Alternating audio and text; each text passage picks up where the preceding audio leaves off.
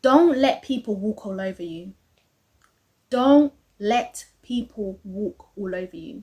The reason why you're being disrespected is because you're allowing them to. It's because you're saying, it's okay to do this to me.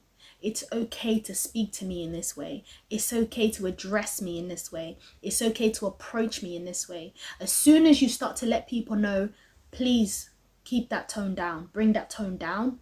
Please don't address me in this way. Please give me some time. The more you start to push back, the more people are going to be like, oh, okay, all right, yeah, let me be more respectful. Let me be more mindful. The reason why in this relationship you're being walked all over is because you're allowing them to. You're letting them. You're allowing people to do those things to you. So you need to go back to the drawing board. What are your non-negotiables? What are your boundaries? Write them down. Know them like the back of your hand. What are the things that you do not take? Let me tell you something. See, a girl like me, I don't take people raising their voices at me. If you're going to speak to me, you need to use your inside voice. If we're having a conversation and you decide to raise your voice, I'm walking away. I'm walking away. Yeah, because I don't deal with that. I've dealt with it in my childhood. I'm a grown ass woman. I won't be dealing with that. So you need to know, you need to sit down and say, what were some of the things that brought me a lot of trauma that I'm just not allowing anymore? What are the things that brought you a lot of trauma that you're just like, you know what? Nah, I'm good.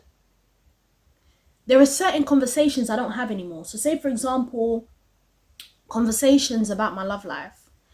I don't talk to people about my love life. And I don't even listen to people's love lives.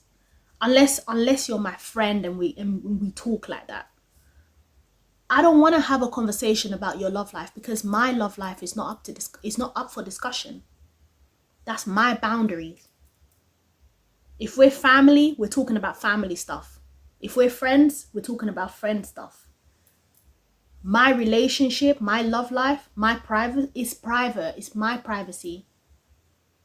So you don't have to tell me about yours because I'm not going to share. And sometimes people will share theirs because they're expecting you to share yours in return. I cut that conversation right up. I don't give advice for free. I don't do things for free. Unless I'm doing it here on YouTube or unless it's my close friend. But you've got people who will want to use your gifts and your talents for free and walk all over you and you know, and think they can kind of worm their way in. No. It's taken time to build this. It's taken time to gain all of this knowledge. It's not going for free. I'm not giving it for free. I'll come to YouTube and do it and, you know, and give it for free in that way. But you've got people that will want one-to-ones for free. It don't work like that. You know, and try to be friendly and be your friend and whatever. You need to know where you stand with people. You need to know that this is a friend. This is an acquaintance. This is a fan. This is a fake friend. You need to know who's who in your life. You've got people who you're not necessarily friends, but they just admire what you do. They just admire what you do. You know, they're just like, oh my gosh, you're just so great. And they want to worm their way in because they want to benefit from what you have to give.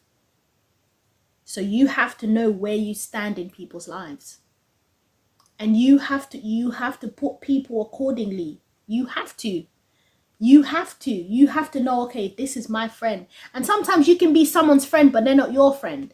So you need to know, are we friends? Do we have a friendship? Okay, all right, cool. Let's move accordingly. Let's act accordingly.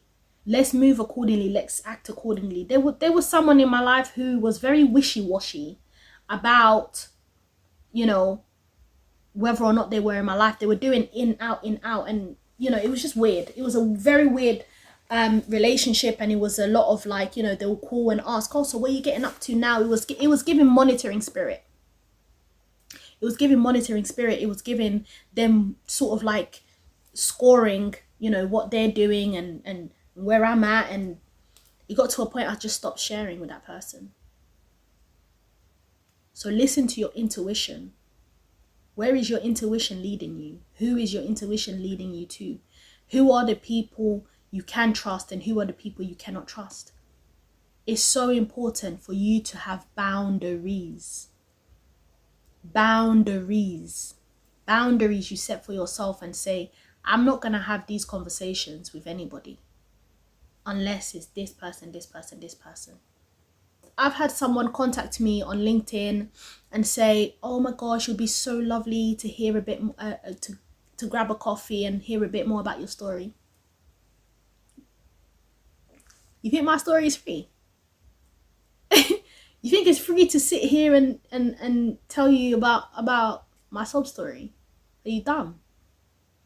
So sometimes, you know, as much as we might do the whole like, oh yeah, no, South London is ghetto. No. Sometimes the South London side of me has to come out. The Croydon side of me has to come out. Because people need to know they're being dumb. Are you dumb? Sometimes you've got to really bring it out and really be a certain way with people. Yes, be nice and yes, be all of that stuff. But sometimes people have got to be scared of you just a little bit.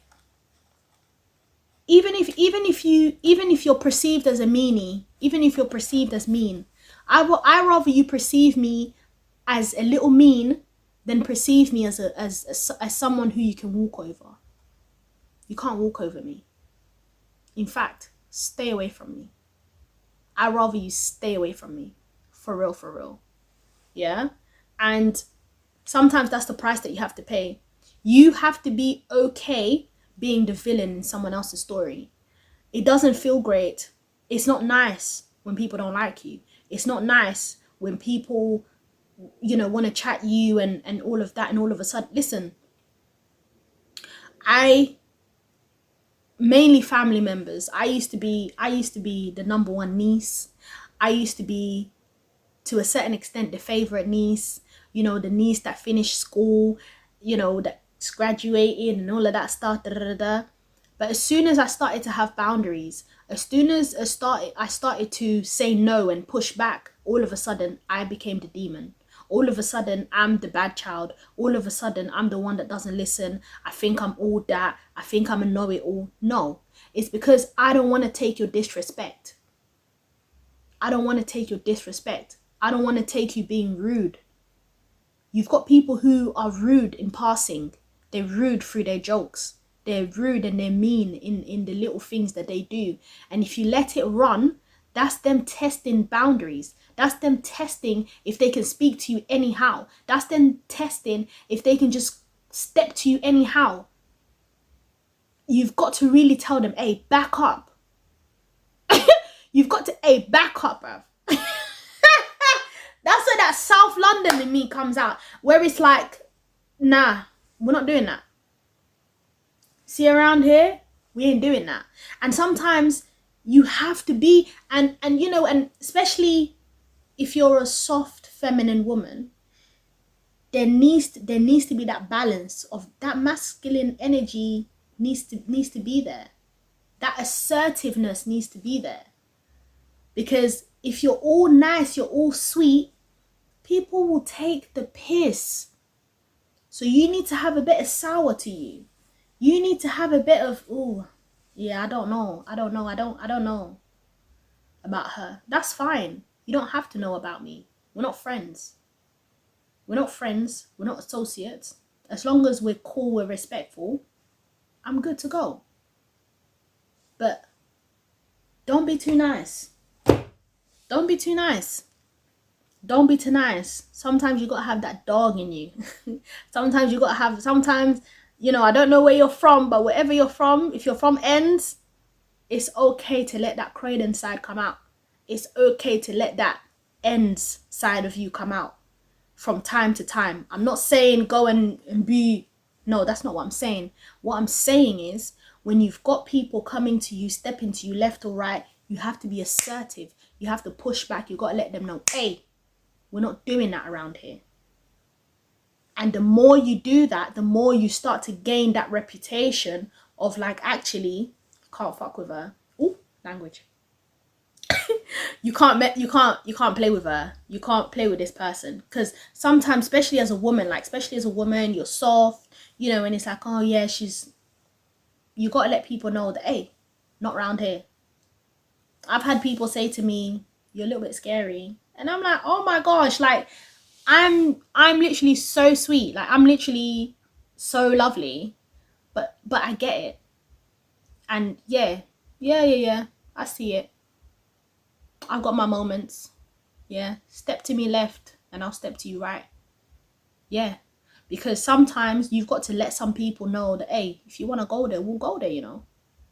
So you've got to let people know, because otherwise they'll walk all over you. They will play in your face. You will become Bobo the fool. They'll treat you like one idiot gal. So you've just got to be okay with people not liking you. You've got to be okay with people thinking that you're mean, even if you're not. So what? So what if they think you're something that you're not? So what?